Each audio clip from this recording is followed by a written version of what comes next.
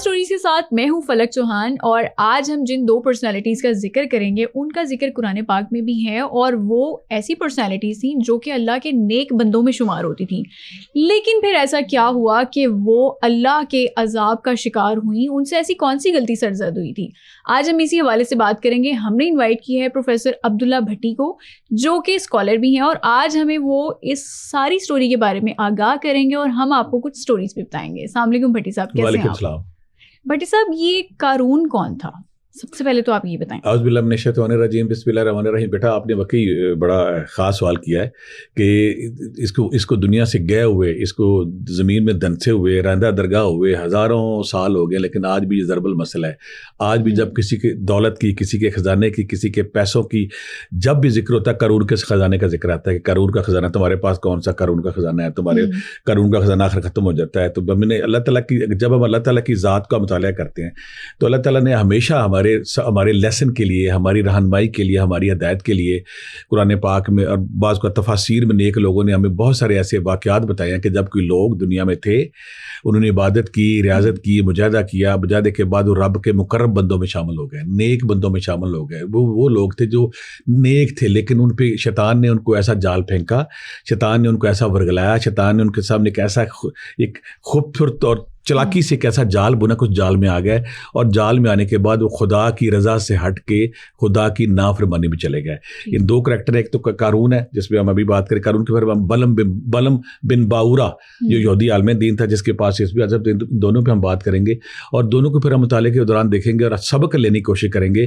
کہ وہ کون سا کمزور لمحہ تھا, وہ کون سی کمزور غلطی تھی, وہ کون سی باریک لائن تھی جس کو انہوں نے کراس کیا, تو پھر یہ نیک بندوں سے گناہ گاروں میں شامل ہو گیا, ایک زمین میں دھنس گیا اور دوسرے کو کتا بنا دیا گیا. اس سے بڑی بات کیا ہو سکتی ہے کہ اتنا کسی کے ساتھ ہولناک خوفناک انجام ہو, لیکن اس کا جب ڈیٹیل جائیں گے تو ہمیں سمجھ آ جائے گا انہوں نے غلطی کیا کی. بڑی صاحب, یہ قارون کا تو آپ نے چلے ہمیں بتا دی نا کہ خزانوں کا بھی ایک ذکر ہوتا ہے, ضرور مثل بھی ہے, تو خزانے کتنے تھے اور کہاں پہ تجارت اس کی ہوتی؟ قارون کا جب اس کا بیک گراؤنڈ میں ہمیں جانا پڑے گا, ماضی کو راہ ہمیں دیکھنے پڑیں گے کہ اس سورہ جب قرآن پاک میں ہم دیکھتے ہیں سورہ قصص میں اس کا بیان ہے, پھر تفسیر ابن کثیر میں, پھر اسرائیلی روایات کی طرف ہمیں جانا پڑے گا. قارون جو ہے نا, جب ہم اس کا ماضی میں جاتے ہیں, اسرائیلی روایات دیکھتے ہیں, تورات دیکھتے ہیں, پھر تورات کے بعد تالمود کی کتاب دیکھتے ہیں, پھر ہماری ابن کثیر میں ہم جب دیکھتے ہیں, قارون جو ہے یہ حضرت موسیٰ علیہ السلام کا چچا زاد بھائی تھا. اچھا, دیکھیں کتنا قریب تھا, بنی اسرائیل سے تھا, یہ فرعون سے نہیں تھا, بنی اسرائیل سے چچا زاد بھائی تھا, اور یہ اتنا خوبصورت تھا کہ لوگ اس کی خوبصورتی کی وجہ سے اس کو منور کہتے تھے. اچھا, یعنی کہ اللہ تعالیٰ نے اس کو عقل, دانش, شعور بہت دیا تھا, تورات کا حافظ تھا, عالم تھا, عبادت کرتا تھا, اور بڑا عرصہ یہ خدا کو راضی کرنے کے لیے, خدا کی رضا کے لیے پہاڑوں میں عبادت کرتا رہا. اسرائیلی روایات جو کمزور بھی ہیں ان کے مطابق جب عبادت وہاں پہ کر رہا تھا تو ایک شیطان اس کے پاس بزرگ کی شکل میں آیا اور اسے کہنے لگا کہ تم پورا ہفتہ عبادت کرتے ہو, میں بھی تمہارے ساتھ عبادت کرتا ہوں. اب اس نے, جو شیطان جس روم میں آیا, اس نے اس سے بھی زیادہ عبادت کرنی شروع کر دی. ہمارے بہت سارے ناقدین کہیں گے کہ یہ کہاں پہ, یہ اسرائیلی روایت جو ہے وہاں پہ جب ہم لیتے ہیں, قرآن پاک میں اس کا ذکر اور طریقے سے ہوا ہے. اچھا, تو جو شیطان ہے بزرگ کی شکل میں جب اس کے پاس آتا ہے وہ بھی عبادت کرتا ہے, اور اتنی عبادت کرتا ہے کہ قارون اس سے متاثر ہو جاتا ہے. قارون سے متاثر ہوتا ہے. قارون کا بیک گراؤنڈ یہ ہے کہ وہ تورات کا حافظ تھا, عالم تھا, نیک بندوں میں شامل تھا, اور حضرت موسیٰ علیہ السلام کا چچا زاد بھائی تھا. اس سے بڑا کیا ہو سکتا ہے کہ بنی اسرائیل سے تھا, نیک بندوں میں شامل. ایک دن شیطان سے ورگلاتا ہے کہ تم پورا ہفتہ عبادت کرتے رہتے ہو, تو اس کا تم یہ کرو کہ ایک دن کے لیے نا تجارت بھی شروع کر دو. اچھا, تو پورا ہفتہ جب اس نے ایک جال پھینکا, ایک ترغیب دی, ایک نئے اینگل سے. وہ شیطان کہتا ہے نا, اللہ سے کہا تھا کہ میں انسان کو ہر موڑ سے, ہر اینگل سے اس کو بہکاؤں گا, اس کو اپنے جال میں پھنساؤں گا. تو اب وہ بزرگ بن کے یہاں پہ آیا ہوا ہے, کہتا ہے تم نے ایک دن بات کر لو. کہا ٹھیک ہے, ایک دن بات کرتے ہیں. ایک دن بات کی, اس کا جب ثمرات آنے شروع ہوئے, پیسے آنے شروع ہوئے, تو پھر شیطان کہتا ہے کہ اب 2 دن عبادت کرتے ہیں. یعنی کہ ایسا اس سے عبادت, ریاضت, مجاہدے, قرب الہی کے سے وہ دنیا داری کی طرف لا رہا تھا, اور آخر دور ایسے دور ہوتے گئے. یعنی کہ وہ عالم وہ بندہ جو دن رات عبادت میں لگا ہوا تھا, جو دن رات خدا کی خوشنودی کے لیے تھا, جو ریاضت مجاہدے کی تزکیہ نفس کے پروسیس میں پڑا ہوا تھا کہ میں رب کو منانا ہے, رب کو راضی ہونا, اور رب کی اطاعت اور رب کی رضا کے علاوہ کوئی کام نہیں کرتا تھا. لیکن جب پھر وہ دنیا دار ہو گیا, ایسا ہے جب دنیا دار ہو گیا. اب دوسرا فلسفہ میں یہ آتا ہے کہ جو فرعون کی حکومت تھی, ہر دور کا جو بادشاہ ہے, ہر دور کا جو حکمران ہے, یہ آپ برصغیر پاک دیکھ لیں کہ وہ یہ کرتا ہے کہ جو اس کے مخالف قوم ہے نا, اس کے اندر سے غدار ڈھونڈتا ہے. وہ کوشش یہ کرتا ہے کہ مجھے ان کے اندر سے مل جائے. جیسے انگریز یہاں پہ آئے, ہمارے جتنے بھی بڑے جاگیردار ان کو انہوں نے سر پہ ہاتھ رکھا ان کو اپنا شامل کر لیا. اس کے بعد جب ٹیپو سلطان کی ہم شکست دیتے ہیں, اس میں جو غدار ہمیں نظر آتے ہیں, پوری تاریخ بڑی پڑی ہے. نبی صلی اللہ علیہ وسلم کے دور میں عبداللہ بن نبی تھے. تو مخالفین کیا کرتے ہیں, جو حکمران لوگ, وہ کیا کرتے ہیں کہ جو محکوم قوم ہے آپ کے سامنے, اس کے اندر غدار ڈھونڈتے ہیں. کیونکہ یہ بنی اسرائیل سے تھا, اس کے پاس پیسہ بھی آ گیا تھا, طاقتور یہ آ گیا تھا. فرعون نے اس کو اپنا درباری بنا لیا. اچھا, فرعون نے اس کو درباری بنا لیا. فرعون کا پلان یہ تھا کہ میں موسیٰ علیہ السلام کے ہر دن بڑھتی مقبولیت, ہر دن جو دن بدن وہ بڑھتا جا رہا ہے, طاقتور ہوتا جا رہا ہے, اس کو کمزور کرنے کے لیے اس نے اس کو اپنے ہتھے چڑھا لیا. اب جب ہم دیکھتے ہیں نا کہ موسیٰ علیہ السلام اپنے بنی اسرائیل کے ساتھ جب دریائے نیل کی طرف بڑھتے ہیں, تو یہ بھی اپنی قوم, ان کو جب دیس نگالا دیا جاتا ہے, یہ بھی ان کے ساتھ چلا جاتا ہے. ٹھیک ہے, ان کی موسیٰ کے ساتھ بیک گراؤنڈ میں جب قارون بھی ان کے ساتھ ہوتا ہے, یعنی ان کے خاندان کیسا ہوتا ہے, قارون ہوتا ہے. جب یہ دریا پار کرتے ہیں, فرعون وہاں پہ غرق ہو جاتا ہے. غرق ہونے کے بعد آگے جب چلتا ہے تو وہاں نا اس قوم کے ساتھ جو مختلف سراہوں میں موسیٰ علیہ السلام پھرتے رہتے, یہ بھی اسی قوم میں تھا. اب وہاں پہ اس کے کیونکہ پیسہ آ گیا تھا, پیسے کے اس کے کئی روایات آتی ہیں. ایک روایت تو یہ بھی آتی ہے کہ اس کی ماں کیمیا گر تھی. کچھ روایات میں آتا ہے کہ موسیٰ علیہ السلام سے اس نے کیمیا گری کا فن سیکھا.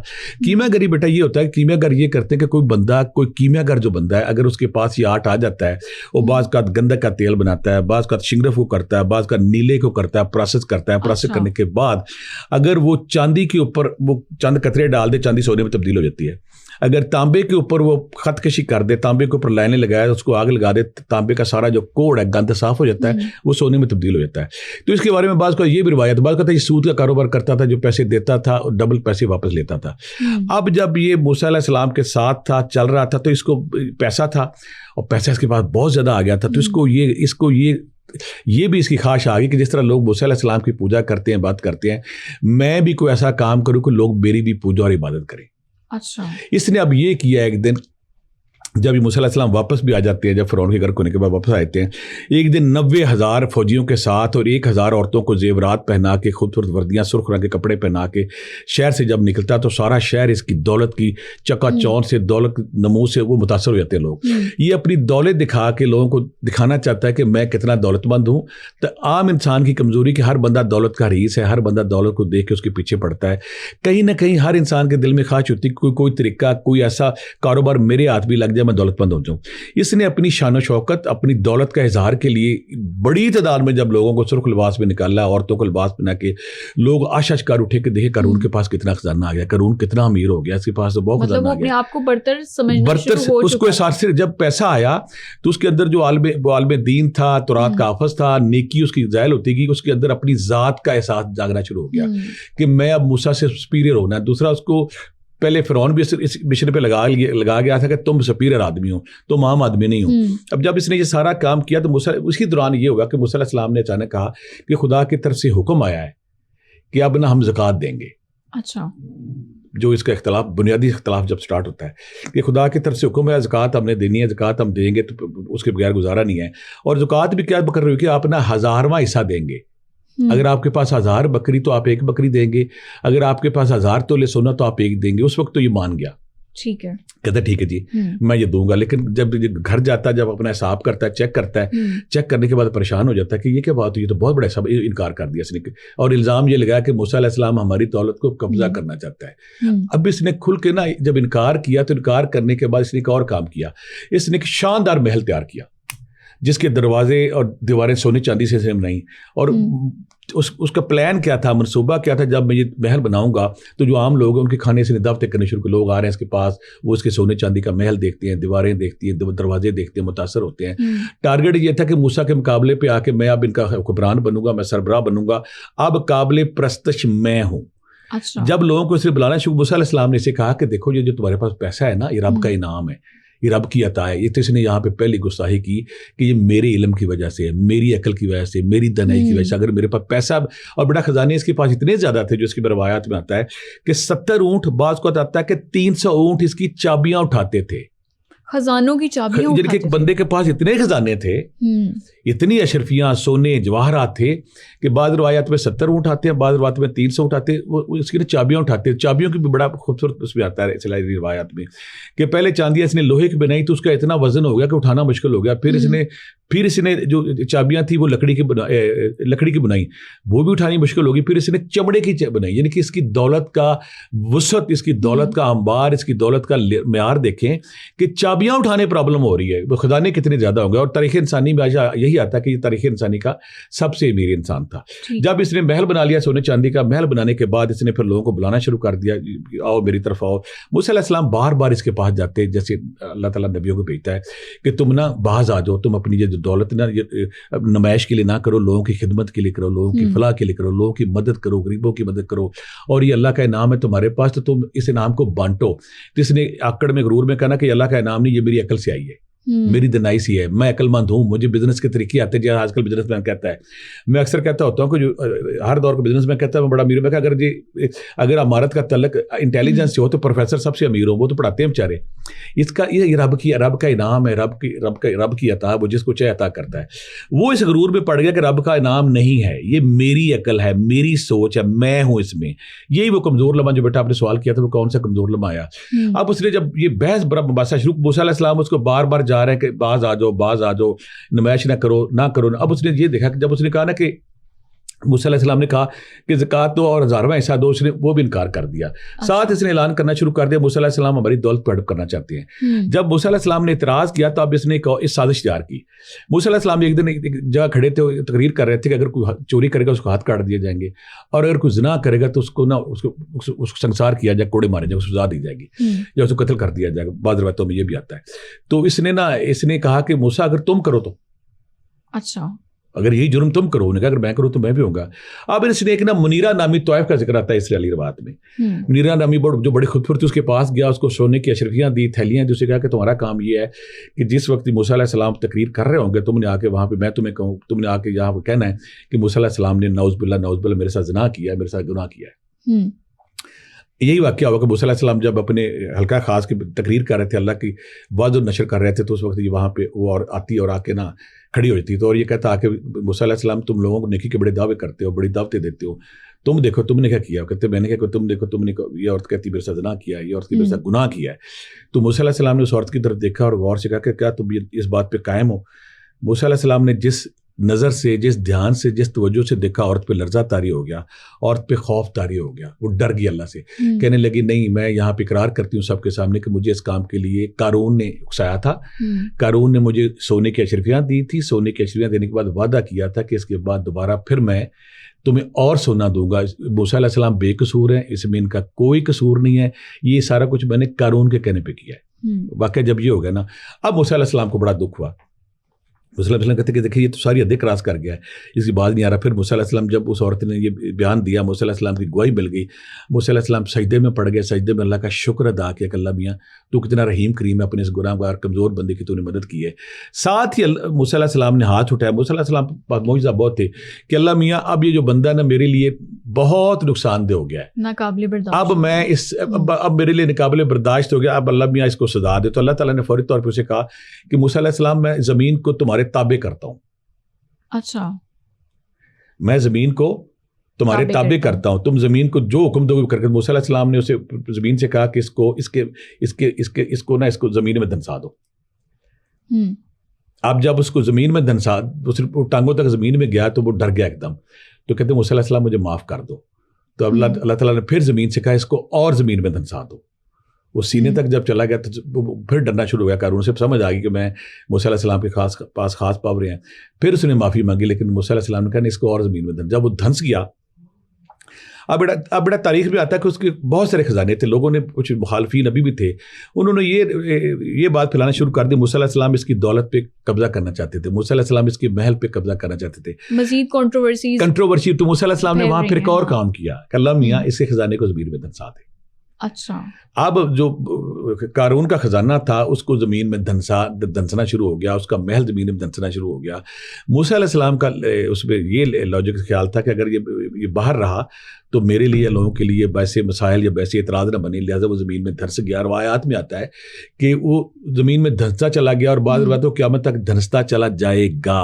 اچھا، یعنی کہ اس میں پھر ایک اور بات بھی یہاں کی روایت میں آتا ہے کہ اللہ تعالیٰ فرماتے ہیں کہ موسیٰ علیہ السلام جب وہ زمین میں دھنس رہا تھا تو اس نے 2-3 دفعہ تم سے معافی مانگی، اگر مجھے ایک دفعہ بھی کہتا میں اسے معاف کر دینا تھا. لیکن موسیٰ نے کہا یار اے میرے اللہ، اے میرے بالک، میرے رحمان، اس نے مجھے تنگ اتنا کیا تھا کہ میں اس کو نہیں معاف کر سکا، لیکن وہ جب زمین میں دھنس گیا. اب اس میں یہ آتا ہے، روایات میں یہ آتا ہے کہ کوئی بھی انسان، کوئی بھی بندہ جب تکبر میں، غرور میں، دولت کے نشے میں جب اپنی انسانیت اپنے وجود سے نکل کے خدائی کی طرف بڑھتا ہے تو اللہ کی لاٹھی حرکت میں آتی ہے. کہ اللہ تعالیٰ خود کہتے ہیں کہ یہ تکبر غرور ہے، یہ میری چادر ہے، اگر کوئی انسان اس چادر کو سرکانے کی کوشش کرے گا میں اسے نشان عبرت بنا دوں گا. بھٹی صاحب یہ قارون نے تو ویسے دو بہت بڑے گناہ کیے تھے، ایک تو تکبر اور اس کے بعد پھر بہتان لگایا. ہاں. اور پھر نمائش کیا، نمائش کرنے کے بعد کہا کہ یہ سارا کچھ میری ذاتی صفت ہے، اللہ نے میرے پہ کوئی کرم نہیں کیا. تو اللہ کی ذات جہاں دیکھا، اللہ تو اللہ سے دراز کرتا ہے نا. جب اس نے بہتان لگایا ایک شریف عورت کو موسیٰ علیہ السلام کے پیچھے لگایا، پھر اس کے پہلے اپنی نمائش کے لیے کیا، اور پھر دوسری اس کی جو خزانوں کی تعریف آتی ہے، کتنے خزانے تھے اس کے کہ جب وہ چلتا تھا اونٹ اور خچر اور گھوڑے اس کے اوپر نا چابیاں لاتے تھے. اور تاریخ میں آج تک یہی آتا ہے کہ جتنا بڑا خزانہ اللہ تعالیٰ نے اس کو دیا تھا. بعض روایتوں میں یہ بھی آتا ہے کہ کوئی فرعون کا درباری تھا، تو جب یہ سارے لوگ نکلے ہیں دریائے نیل کی طرف تو اس کے خزانوں کا ایک حصہ بھی اس کے پاس تھا. بعد میں آتا، لیکن یہ اس کا اتنا بڑا خزانہ اس نے نا جو فرعون سے لیا تھا وہ بھی تھا. پھر سود کرتا تھا، کاروبار کرتا تھا، سستے ٹائم پہ چیزیں خرید لیتا تھا، مہنگے ٹائم پہ چیزیں بیچتا تھا، پھر کیمیا گری کرتا تھا. اس فن سے اس نے اپنی دولت کو اکٹھا کیا. لیکن جب غرور تکبر میں آیا تو اللہ نے اس کو نشان عبرت بنا دیا. اور ہمارے لیے سبق کیا ہے کہ کوئی بھی خدا کی نعمت، کوئی بھی خدا کی صفت، کوئی بھی خدا کی عطا اگر ہمارے پاس ہے تو عطیہ خدا بندی ہے، ہماری ذاتی صلاحیت نہیں ہے. اگر ہماری ذاتی، جب ہم اس غرور میں آئیں گے، اس تکبر میں آئیں گے، اس تفاخر میں آئیں گے تو اللہ کی ذات کہتی ہے کہ یہ تفاخر تم اس قابل نہیں ہو. اگر کسی کو یہ زوم ہے، یہ تکبر ہے کہ میں اپنی عبادت میں بہت آگے ہوں، یہی تکبر اس کو آیا، شیطان نے اس کو لایا اور دیکھیں وہ رادہ درگاہ ہو گیا. تو یہ قارون جو ہے نشان عبرت اس لیے ہے کہ اس نے خدا کی دی دولت کو اپنا ذاتی صفت سمجھا، خدا کا انعام نہیں سمجھا، اور پھر اس نے بہتان لگایا اور بہتان کے سلسلے پر اللہ نے اس کو نشان عبرت بنا دیا. بھٹی صاحب یہ قارون کا قرآن پاک میں کہاں پر ذکر ہے، کس آیت میں، کس سورۃ القصص؟ بڑا سورۃ القصص جب پڑھتے ہیں اس میں اللہ تعالیٰ نے اس کا واضح کہا ہے اس کے کہ وہ ایک قارون تھا جو جب دولت بھی کرتا تھا، یہ دولت میری ہے، میرا تکبر ہے. اس کی اتنے خچر، اتنے گھوڑے اس کو اٹھاتے تھے، اور پھر جب اس نے تکبر غرور کیا تو ہم نے اس کو نشان عبرت بنا دیا. اچھا یہ تو چلے ہو گئی قارون کی ذکر. اس کے بعد ایک اور ہمارے پاس ایک شخصیت ہے بالم بن بورا، اس کے بارے میں بھی ذرا ہمیں بتائیں کہ اس سے ایسی کیا غلطی سرزد ہوئی تھی اور قرآن پاک میں اس کا کہاں پر ذکر؟ بڑا یہ بالم بن بورا ہے نا، جب میں نے اس کا واقعہ پہلی دفعہ پڑھا تھا نا یہودی عالم دین، تو میں لرز گیا تھا. کتنے دن میں نا خوف سے، میرے پہ خوف طاری رہا، میں ڈرا رہا کہ یہ کیسا ہی کیا ہے. بالم بن بورا جب ہم دیکھتے تھے قرآن پاک میں سورہ آل اعراف میں اس کا نام تو نہیں ہے، لیکن اشاروں میں اسی کا ذکر ہوا ہے. اچھا ڈائریکٹ نام نہیں ہے وہاں پہ سورہ آل اعراف میں، لیکن اس میں اشاروں میں یہی کہا گیا. اور جب ابن کثیر اور باقی ہمارے مفسرین کہتے ہیں بالم بن بورا، یہ تک اللہ تعالیٰ کہتا ہے کہ وہ شخص جس کے پاس ہماری آیتیں تھیں. آیا کتنا بڑا لفظ، کتنی بڑی اللہ کی ذات بول رہی ہے کہ میری آیات تھی، میرا علم تھا. لیکن جب اس نے تکبر غرور کیا، جب وہ اپنے راستے سے ہٹا تو زمین سے جا لگا، زمین سے پھر کتا لگتا ہے، پھر کتے کی طرح ہانپنے لگا. اس کے بیک گراؤنڈ میں جب ابن کثیر اور باقی ہماری روایات میں ہم بات ہے کہ بالم بن کسورا موسیٰ علیہ السلام کے دور میں تھا.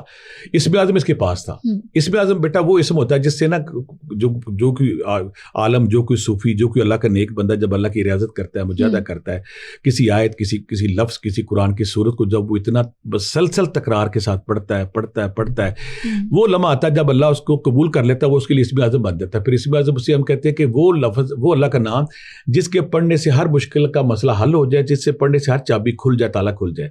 یعنی کہ ایسا اسم جو کن فیکون کا مقام پالے کہ آپ کے منہ سے لفظ نکلنے نہیں اور دعا قبول نہیں. بالم بن بورا بھی ایسا بندہ تھا، اس کی دعائیں قبول ہوتی تھی. اچھا یہ کہتے زمین پہ بیٹھتا لیکن عرش کی خبر رکھتا تھا. اگر آسمان کی طرف یعنی کہ اس نے اسم اعظم اس کے اس دور کا، ایسے عبرانی زبان تورات کا اس کے پاس، تورات کا حافظ تھا، اس دور کا اس کے پاس ہو گیا علم.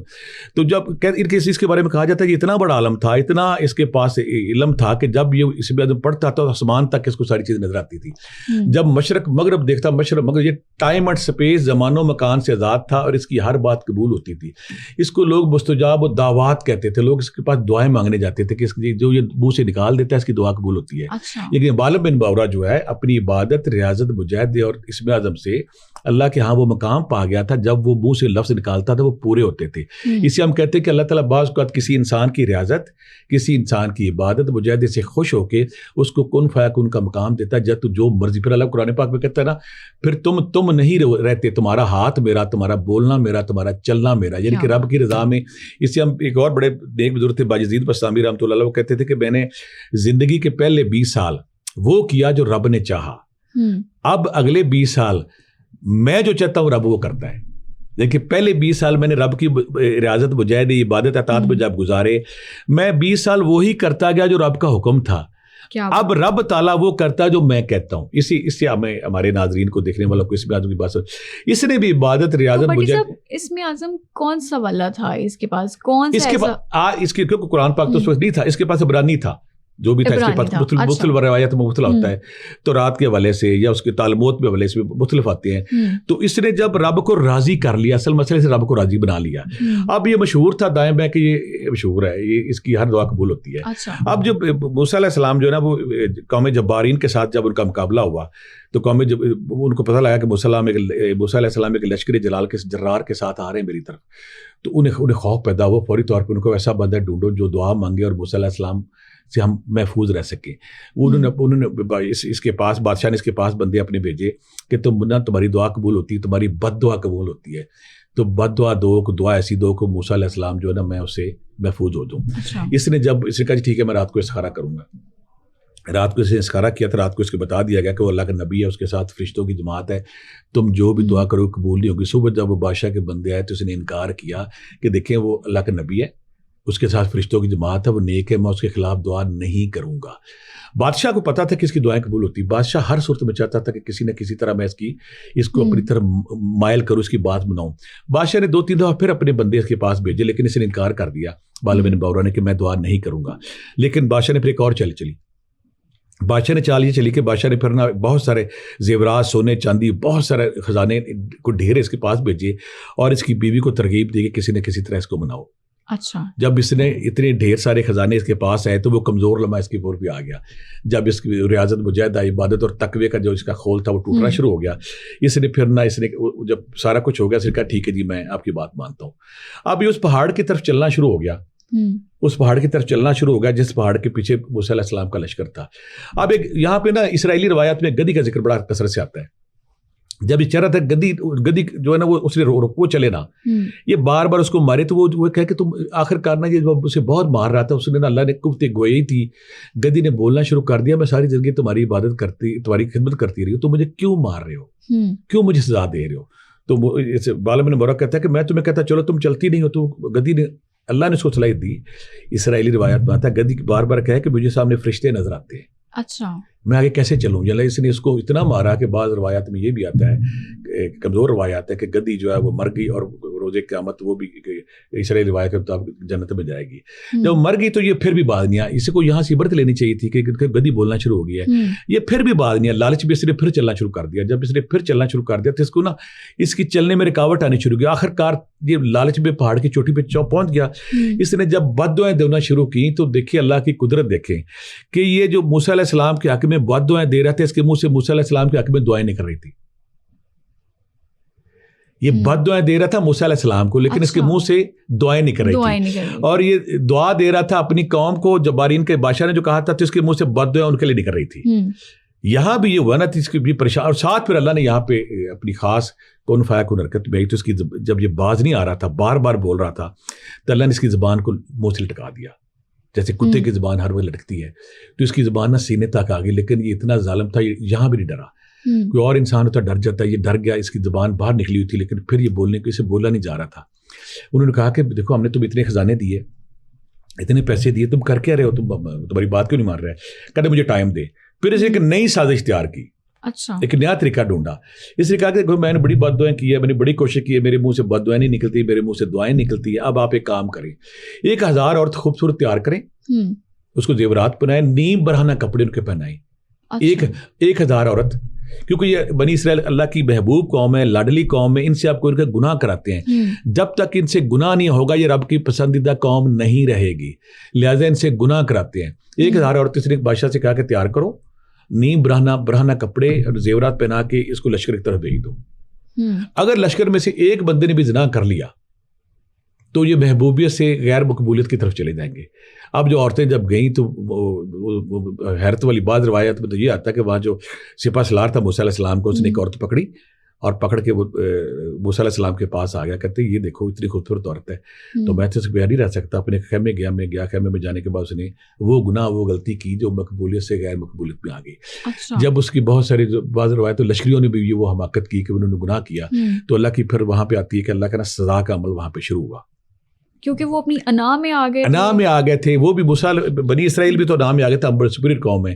اب جب وہ عورتیں آئیں تو انہوں نے گناہ کیا, تو وہاں پہ پھر طاعون کی وبا پھیلی. اللہ نے سزا کا عمل فوری.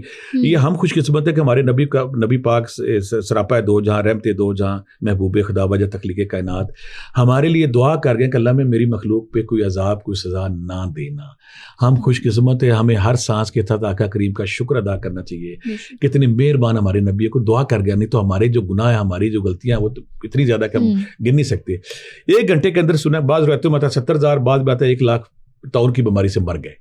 اچھا, طاعون کی بیماری سے مر گئے. لیکن جو یعنی کہ ان کو جو نیک لوگ تھے, زنا کی وجہ سے, گناہ کی وجہ سے, اس سازش نے جب اس نے کی بالام بن باورا نے, اس نے جو عورتوں کو وہاں بھیجا, تو اللہ نے اس کو سزا یہ دی کہ اس کا جو وہ نیک بندوں سے وہ غیر مقبول بندوں میں چلا, گناہ گاروں میں چلا گیا, اس کی زبان لٹک گئی. اور قرآن پاک میں اللہ تعالیٰ کہتا ہے کہ سورہ الرحم میں جو اشارے سے کہتا ہے کہ وہ زمین سے جا لگا, وہ ہانپتا رہتا ہے. پھر اب وہ اس کے بعد اسرائیلی روایت میں آتا ہے کہ وہ جتنا عرصہ زندہ رہا, اس کی زبان پیٹ تک لگی ہوئی تھی, اور وہ ہانپتا رہتا, جیسے کتے کے اوپر آپ اس کو کھلا دیں نہ کھلا دیں, ہر وقت اس کی زبان نکلی رہتی ہے. بھٹی صاحب, یہ تو رونگٹے کھڑے کرنے والے آپ نے 2 واقعات کا, 2 پرسنالٹیز کا ذکر آج جو کیا ہے, اس میں ہمارے لیے سبق کیا ہے؟ بڑا خوبصورت. بیٹا میں نے ایک شعر پڑھا تھا میاں محمد بخشا, وہ اتنا مجھے اثر کیا, میں کتنے دن اس کے سحر میں مبتلا رہا. پھر میں نے اپنا اس شعر کو اپنی کتاب جو میری اسرار روحانیت ہے پہلے صفحے پہ لکھا تھا کہ مجھے میری اوقات یاد رہے. میں بھی کہیں نہ کہیں ان لوگوں میں تھا جو ذکر اذکار کرتے تھے, اتنے کروڑ ہو گیا, اتنے کروڑ, کہیں نہ کہیں لاشور میں تھا, میں نے بڑا ذکر کر لیا. میاں محمد بخش کا میں نے شعر پڑھا, شعر پنجابی آپ کو اس کا بنا جائے گا. پڑھنے دا نہ مان کری تے نہ آکھی میں پڑھیا. کیا بات, پڑھنے دا نہ مان کری تے نہ آکھی میں پڑھیا, اودی ذات جبار کہار کہاوے متا روڑ دیوے دودھ کڑیا. کیا بات, اودی ذات جبار کہار کہاوے متا روڑ دیوی دودھ کڑیا. ہمارے ہاں کچھ لوگ جب عبادت کرتے ہیں, ریاضت کرتے ہیں, مجاہدے کرتے ہیں, ہسپتال کھولتے ہیں, بچے کو شادیاں کرتے ہیں, سخاوت کرتے ہیں, تو کہیں نہ کہیں ان کے ذہن میں آتا ہے کہ میں بڑیاں عمریں کر لینے, بڑیاں حجاں کر لینے, بڑیاں باتاں کر لیا نے, بڑیاں تسبیحاں کر لیا نے. تو ان کے ذہن میں لاشور میں کہیں نہ کہیں احساس تفاخر آتا ہے. میں نے اپنی کتاب اس میں اللہ نے مجھے, میں یہ کہتا ہوں یہ احساس بھی مجھے اللہ نے بخشا. کوئی نیکی ہم اللہ کی مرضی کے بغیر نہیں کر سکتے. اگر ہم نیکی کرتے تو اللہ کا انعام ہے ہمارے پر. تو میں نے پہلے صفحے پہ لکھا, پڑھنے دا نہ مان کری تے نہ آکھی میں پڑھیا, ان دی ذات جبار کہار کہاوے متا روڑ دیوی دودھ کڑے. تو ساری رات لا کے دودھ کاڑیا ہے, اور دودھ کاڑنے کے بعد آپ پیش کرتے کسی مہمان کو, ٹھڈا مار دے میں نے پینا. اسی طرح ہم ساری زندگی عبادت کرتے ہیں, ریاض کرتے ہیں, مجاہدے کرتے ہیں. مجاہدے کے بعد ایک طرف وہ عالم دین تھا ترات کا, ایک لفظ اسم اعظم تھا. دونوں نے ایک کمزور لمحہ آیا تو اللہ نے اپنے محبوب بندوں سے گناہ گاروں میں شامل کر دیا. ہمیں ہمہ وقت استغفر اللہ اور اللہ سے پناہ مانگتے رہنا چاہیے, اللہ سے صراط مستقیم مانگتے رہنا چاہیے. میرے اللہ, اگر کو میں عبادت کرتا ہوں, کوئی ریاضت کرتا ہوں, کوئی مجاہدہ کرتا ہوں, کوئی نیکی کرتا ہوں, اور صرف تمہاری عطا ہے. کیونکہ بہت سارے لوگوں کے اوپر ایسی ازمائشیں آتی ہیں, ایسے مسائل آتے ہیں, ایسی ٹینشنیں آتی ہیں, نیکی کی ہوش ہی نہیں رہتی. اگر ہم نیکی کرتے تو اس وقت ہمیں اللہ کا ساتھ ہونا چاہیے. اور تکبر, غرور اور انا, خود ہی اپنے وجود کا احساس اور احساس سے بڑائی اور جو برتر ہے, یہ کسی سمندر میں بھی قطرہ ڈال دے, سمندر سارا کڑوا ہو سکتا ہے. ہمیں ہمہ وقت عاجز رہنا چاہیے, انکسار رہنا چاہیے, کمزور رہنا چاہیے, اور اللہ سے دعا مانگتے رہنا چاہیے کہ اللہ میاں ہمارے اوپر وہ کمزور لمحہ نہ آئے کہ ہم تمہارے نیک بندوں سے گناہ گاروں میں شامل ہو جائیں. بھٹی صاحب, آپ نے بہت گہری بات کی ہے کہ ہم کوئی بھی نیکی کرتے ہیں تو ہمارے اندر تکبر آ جاتا ہے کہ یہ ہم نے کی ہے. لیکن یہاں پہ آج کل سوشل میڈیا کا بھی دور ہے, اگر ہم کوئی نیکی کر رہے ہوتے تو ہم دکھاتے ہیں کہ ہم نے یہ کی ہے. بہت شکریہ بھٹی صاحب آپ کا, آپ نے اپنا قیمتی وقت ہمیں دیا. ایک اور ایپیسوڈ میں ہم آپ سے دوبارہ سے ملاقات کریں گے. بھٹی صاحب آج ہمارے ساتھ موجود تھے, جو کہ اسکالر بھی ہیں, اور آج کا ہمارا جو لیسن ہمیں ملا ہے ان دونوں شخصیات کی, جو زندگی سے ہمیں سبق ملا ہے, وہ یہی ہے کہ تکبر میں نہیں پڑنا, انا میں نہیں پڑنا. جو بھی اللہ تعالیٰ نے ہمیں دی ہے, ہمیں اس کا شکر گزار ہونا چاہیے, اور ہمیشہ اپنا سر جھکانا چاہیے اس کے احکامات کے آگے. اگلے سما اسٹوریز میں دوبارہ سے آپ سے ملاقات ہوگی. تب تک کے لیے اللہ حافظ.